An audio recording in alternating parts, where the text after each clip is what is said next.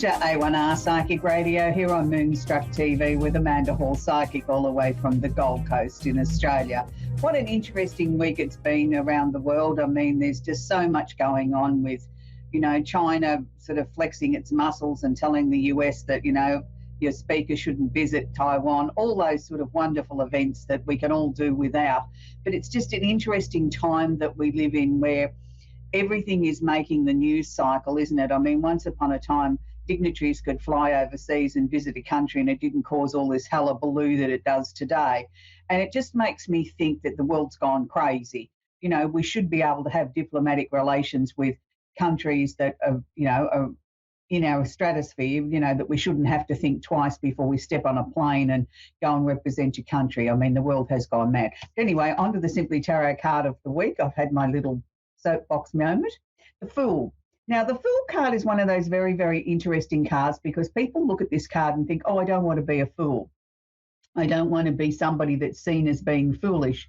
The Fool card doesn't mean that at all. It actually means good friends and happiness and maybe needing to take a giant leap forward in your life. It's the time to really take that giant leap into the unknown. It's the time to push yourself, motivate yourself to do something that maybe that you haven't had the courage or the opportunity to do before. Because if you look carefully, he's standing on the edge of the cliff. He's got all his worldly goods with him, including his dog, and he's just surveying the kingdom and saying, well, will I take that leap of faith or will I not? And I think we could all do with maybe a little bit of energy like that of taking a leap of faith, pushing yourself forward, sort of saying to somebody, hey, I'm here. This is my time to shine and I'm going to do something different. I'm going to dare to dream and, make my dreams a reality by sort of taking that first leap forward. It's been a very, very interesting card to work with today because I know that there's many people around the world that are still coming out of our lockdowns and our COVID catastrophes and opportunities that came out of COVID and saying, now I am ready to take that giant leap forward. I've done my soul searching. I had plenty of time to contemplate my navel, and now I will bring in the energy of this card. So we're going to move on to the astrology section now. Each week, I think it seems to get longer and longer, or just maybe that's my imagination, or there's just so much more to talk about. This week, we still have the Sun in Leo, and it's a really exciting time of the year, I think. I think it's when a lot of people sort of come out and perform a little bit more than they normally do, even if they're not a Leo. We see people come out of their shell a little bit more at this time of the year, and it's sort of a time of high energy, and we're starting to sort of gear up to sort of think, we've only got a few months left of this year. I better hurry up and get things moving, make my dreams a reality. So it's not surprising that it's a very high energy time of the year. And I know in the US it's as your children are going back to school and starting school again for the year after the summer break, and many people are sort of starting new ventures. So I think it's interesting that it all coincides. Now, Leo is the planet of the planet of opportunity and expansion and wanting to be noticed. Now, I want to take you on a little journey with astrology. Now, we have many aspects in astrology that make up what astrology is all about. And quite often we talk about the more pleasant aspects here on the show. Today, I want to talk about one that's not necessarily unpleasant, but it stretches us. It makes us sort of look at things maybe through a different lens, or says, no, hang on a minute, we've got to find another solution. And it's known as a square. It's a 90-degree angle, like a right angle. It's a 90-degree angle that is forming in the astrological chart with other planets or other luminaries or other parts of astrology. So this week we've got the Sun in Leo is actually squaring the following situations. Now, it's the Moon's North Node, which we know is a luminary. It's also squaring Uranus, the planet of the unusual and the unexpected, and also squaring Mars, the planet of action, the planet that gets us out of bed of a morning, that says, hey, come on, let's go and do something, all sitting in Taurus. Now, Leo and Taurus are both fixed signs. The difference between Leo is fiery, outspoken. It is a fire sign. It's a sign that likes to get things done, and maybe in a flamboyant way, and don't forget to look at me on the way through. Where Taurus is a fixed sign and it's in Earth. So it's quite stubborn, it's quite deliberate, it's much, much slower. It likes to think about things methodically and make sure that when they do take a step, that they've thoroughly researched it and it's the right time to do so. So it's really interesting here when you've got the sun sort of geeing everybody up and say, come on, let's get out there and strut our stuff and be a little bit like Peter Allen and go out and shake the maracas. And then you've got these other three situations saying, no, hang on a minute, let's err on the side of caution.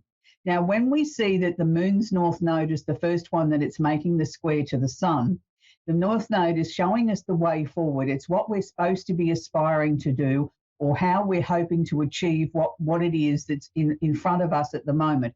Now, with the north node here sort of trying to show us the way forward in Taurus, I feel it's the moon's node here is trying to show us the way that we can come together as a globe. If we were to look at this on a global stage, it would be saying it's trying to show us the way forward through sudden situations that we can all come together as a globe. We can all come together.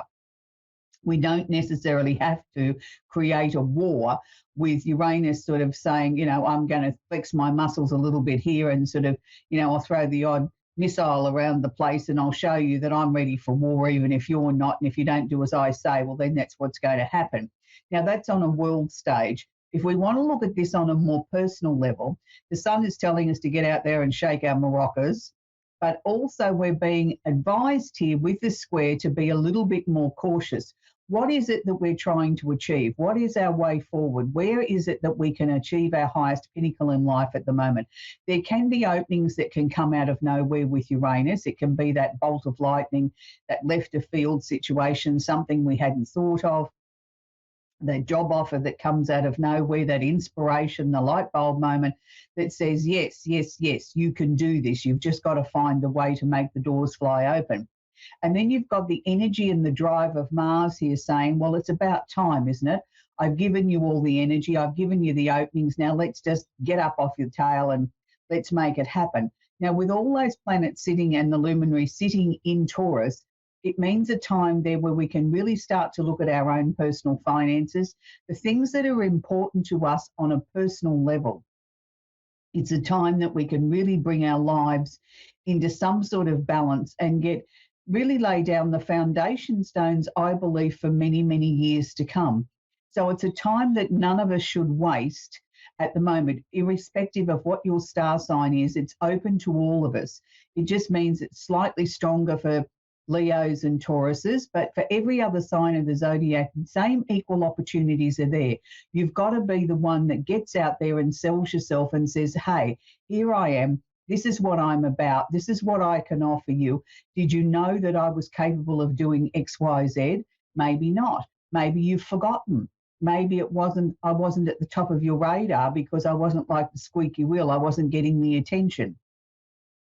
So now's the time to push yourself forward in a positive, dynamic way.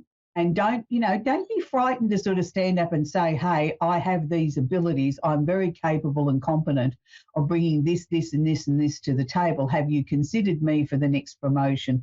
Or have you considered me moving forward that I might be able to lead the team? So it's the time to really go out and shake your maracas and say, here I am. It's really, really important. This will only last for another couple of weeks before this energy is completely gone. So I don't want you to waste any valuable time here. If you've really been thinking about getting out there and making your presence known, now is exactly the time to do so. We have Mercury, the planet of communication, who moves fairly fast around the zodiac. Mercury's moved into Virgo. Now, why is this interesting? Because Virgo, again, is an earth energy, but Virgo is very much about facts, figures, details, everything being precise, about telling the truth, giving me the version of the whole truth and nothing but the truth, and everything with every minute detail. I want to know everything. So it's really interesting with Mercury here now. It sort of lends itself to everything else that I've previously spoken about in this astrological report, that provided that we present ourselves in an articulate way, we've got all our ducks in a row, that we have our communication down pat, that people will start to take notice of us because you're going to present whatever it is in a very articulate manner. So it means also too that people have got their listening ears on, they are listening intently, they're dissecting every word, they're looking at everything, they're looking at body language, they're looking at the flutter of the eyelashes, the way that you stand, the way that you dress, if it's done in person. If it's done over the phone, then don't forget to smile when you're speaking to someone, because you can really hear it in someone's voice. And I think that's interesting this day and age, as we do so much by email and text message and, over a Skype or a Zoom call or whatever. We forget sometimes that we've got to put emotion into it too. It's interesting that if you do smile when you're having a conversation with someone on the phone or sending a text message or writing an email, they really do pick up on that energy. So don't forget to bring your smile. It's your best asset. For those of you that might be seeking love, it's the time to sort of stick a little bit close to home. Go, step out around your local environment, the places that make you feel secure, things that make you feel like home. If you enjoy going to the movies, then go to the movies. If you enjoy going ice skating, then it's time to go ice skating if weather permitting in your area and the skating rink's open. Whatever it is that makes you feel secure, it's not a time to push yourself out of your comfort zone and go to places that you feel very, very uncomfortable, because all you're going to do is then send off an energy that says, I don't really want to be here. I feel uncomfortable. Can I go home yet? Is it time to leave yet? And that's not a good message if we're looking to attract someone new into our lives, that we want somebody to be important to us, that we want to be able to say, this is my new love, or this is my opportunity to have love. We need to be able to sort of put your best foot forward. Neptune is still retrograde and still in the energy of Pisces at the moment. So there's a lot of creative energy sitting around at the moment. I know I have a number of very creative friends that are looking at this as it's been a really good time for them to sort of get into the creative side of things, sort of shut themselves off, do a bit of writing, do a bit of performing or whatever, or getting ready for the next areas of their life. A lot of people have found it's been a time where they've really wanted to be in their own thoughts, or are putting more music on in the background and things like that, and helping them sort of get the job done. It's helping them get the creative juices flowing. Most of us don't like to be told what to do, and most of us really dislike discipline, but it really is an important facet of our lives that we do need to be disciplined. We do need to be able to sort of really focus and sort of, put the head down, tail up, and really focus on the job at hand and make sure that we achieve what we set out for ourselves to do. We still have Pluto sitting in Capricorn, and I talk about it every week, about Pluto's role trying to ask us to completely transform the planet and to really take climate change seriously. Just before I came on air today, I heard that South Korea was having a major flood in Seoul that they haven't had in goodness knows how many years, and that they were talking about that they have to start taking global warming a little bit more seriously and start to look at their plans for natural disasters. They just seem to be happening all over the world, and every time you turn the news on, there's a flood or a fire somewhere. We really do have to start taking this seriously.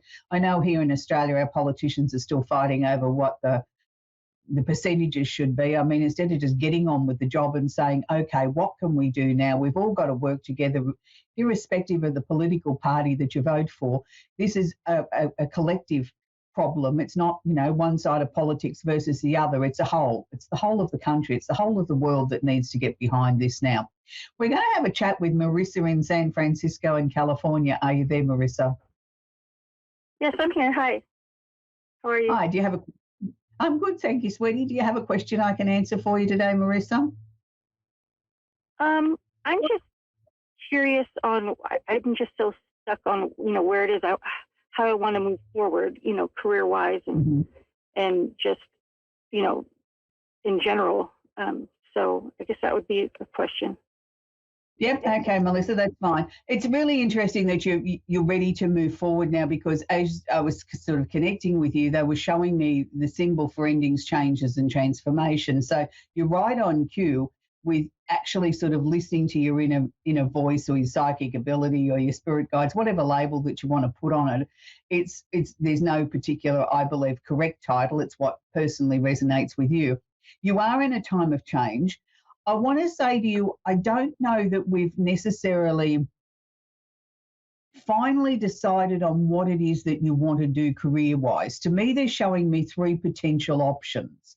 Now, out of those three options, there's one in particular that you may have the least amount of experience for or the least amount of training for, but it's the one that keeps pulling you back. And it's like I want to say, what can we do to make that part of it a reality? Is there more training? Is there more study or something that would make that a reality? Because if you keep being pulled back to that one out of the three strongest contenders, then there's a reason for that. It's like on a soul level, that's where you're being drawn to. Can you relate to what I'm talking about there, Marissa? Yes. Yes, I can. Yeah. And it's like it mightn't be something that you can achieve in, 2 weeks' time. It might be something that's going to take a little bit of time and a little bit of effort to get there. But I think it's certainly worth it.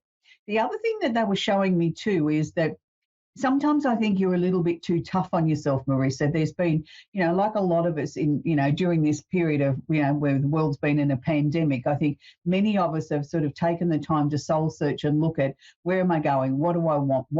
Where's my, am I happy with my life? Am I satisfied with the way things are? And for you, it's been sort of like peeling layers back. It's like you've peeled the layers back and you've sort of put some things to one side and said, well, they're going in the too hard basket. Here's the bit I'm prepared to deal with, and that bit over there is going in the trash. And I think that that's important, that you keep evolving in that way, that you don't just say, well, this is the only answer. This is where you are at this point. Tomorrow you might see something differently, or in a week's time you might feel differently. So don't be at all surprised if some of the people that were once upon a time important to you in your life, that you couldn't see that there would ever be a softening of the friendship or the connection or whatever, and all of a sudden they're no longer as important to you as they once were. And this is part of your evolution. In some ways, Marissa, you're a little bit of a loner. You tend to sort of do things by yourself. You don't necessarily look for other people to help you achieve what you're trying to achieve, do you? No, not at all. No, but that's okay. There's nothing wrong with that. You can still be a loner and still have friends. It just means that you're more resilient, that you'll rely on your own judgment, your own ability to get you where you need to go. And in a lot of ways, I think that's probably the best way, because you're not relying on someone else at whether or not they're going to come through for you at the time when need be. The other thing that they were showing me, Marissa, too, is, was there potentially a move of residence coming up just after Christmas this year? Yeah, I'm actually in the process of that now. I don't know where I'm going yet, but I'm in the process. No. I had to, leave the house that I was at. Yeah, but I just sort of feel that the answers are going to come to you. I just want you to be patient. Just take day by day. Don't put too much pressure on yourself, but know that the answers will be guided to you. I think your major focus at the moment is getting that career thing sorted out, is looking at what it's going to take to get you to where you want to go, and then the rest of everything will just fall into place behind it. Yeah, I definitely would say that it resonates with me, especially like with the career thing. One of my things is I never thought of it as a career, but I do card readings, but it's just something I do for my family. So it's something I do for a job. If that's what you're being drawn to, there's no reason why you can't incorporate that into a major part of your life, but still have a day job as, say, a nurse or a checkout chick or whatever the case may be. I mean, a lot of people that go into this sort of work that I've been fortunate enough to be in for a long time have another parallel job at the same time, because, they don't find that they can make enough of an income out of this, but, they get the balance in that way. So, look at, learning as much as you can. Go with the cards that you're drawn to. Don't be frightened to read something, and if it doesn't resonate with you, well, then that part's not for you. There's no one way is just the right way. I mean, I taught tarot for over 30 years, and I used to always teach my students, if it doesn't feel right to you, then it doesn't belong to you. Take on board information from everywhere. You'll get lots of different answers, and you'll find your own repertoire to the cards that is right for you. So, always make sure that you work with something that you feel comfortable with. Your cards should be an extension of you, Marissa. Yes, I have like 5 decks, but I work with like 2. So yeah, I understand. That's fine. Yeah, and you'll find that you get your favourites, and they're the ones that you end up working with, for a long, long time. And then all of a sudden you might find something else that all of a sudden becomes your new favourite. It's whatever's right for you. They are only tools that open you up. They're not necessarily that card has to be that particular meaning and that's the only meaning it can be. There can be many different meanings for a particular card. It's what you're being shown at that time. So if you follow what your heart's telling you, you can't go wrong. Okay. Well, thank you very much. You're very welcome, sweetie. I have to move on now with Salita in Dallas in Texas. Are you there, Salita? Yes, I am. Do you have a question I can work with, please, Salita? Well, kind of just general, where's my life going? Well, it's a very popular question besides love. I feel like I've been under a black cloud. Well, you probably have, Salita, in some ways, and it's not necessarily a negative cloud. I think it's been just to slow you down long enough so that you'd stand still long enough that they could start to sort of help giving you some guidance from the other side. You're such an action person that you don't really stand still long enough. You know, two speeds, fast and stop doesn't happen very often. It's sort of, you know, when you're awake, you're at top speed all the time. The cloud that you're speaking of, that's going to dissipate soon. I feel that there's going to start to be some light bulb moments and it's going to be like snapping your fingers. It's like 1, 2, 3, in comes the answers. They're going to come flooding in. It's interesting because I'm not sure that you're necessarily going to stay in Dallas. Is that something that's been going through your mind? Yes, it is. Yeah, because as much as it's a lovely part of the world, I keep seeing these question marks there around you. Look, I'm not going to say that you're going to make a decision today or even in the next week, but I think over the coming couple of months, I think there's going to be lots of things that are going to come in and out of your mind that I don't want you to act on it until it really starts to annoy you. It's got to be coming in and it's got to be really literally annoying you to know that's what needs the attention. Don't just act on the 1,000 different things that come in and out of your mind. There will be a clear pattern. I feel by October you'll know exactly where you're going, where you want to move to and what you want to bring into your life. You've got a new job coming, a move of residence, and I feel a whole brand new beginning, but it's not coming much before October, even if it happens then. To me, it's sort of more likely just knowing where I'm going in October, not necessarily putting it into action yet. There will also be a couple of very strong dreams that will give you some indications of what's lying ahead. It's interesting because everything around you in Dallas, to me, seems to be closing off or finishing off. It's like I'm finishing up a book. Is that how you've been feeling in the last 3 or 4 months? Yes, it is. Exactly. Yeah, and that's just your indication that your time there is coming to an end, you know, that you're really listening to your own psychic ability. And it's not necessarily do we have to leap to attention and do something about it in the first instance. We just let the things naturally sort of unfold, which is what you're doing, and then the answers will start to come. Look, I live in Australia and it's really hard for me because I don't know all your states over there, but I just sort of feel if you were to look at a map, with Canada being to your north, from where you are in Dallas, I want to take you a little bit to the right and north. So north and right of where you're living now, but not necessarily on the coast, is where I see you going. So is there somewhere around about 3 or 4 hours drive away from where you are that would fit in that sort of vague description they've given you of where you've been looking? Well, no, I've been looking kind of south. Have you? But north and west would be fine too, I think. Yeah, no, that's just what they showed me. It was sort of like they were showing me like Canada to the north of you, and to me it was sort of like I wasn't going as far up as New York, but I was sort of heading in that north easterly sort of direction a little bit. So, but whatever it is, you'll find it and you'll be shown it and it'll be right and you'll make a change very quickly. And it's like, you no sooner sort of work out exactly where it is you want to go. You start making preparations for it, apply for a job or whatever the case may be, and you'll find everything will fall into place that quick that you think, wow, this must have been meant to be, because I only started looking 2 weeks ago and all of a sudden I've got a job. I'm packing up and I'm getting ready to go. You know, it's all just sort of happened so quickly.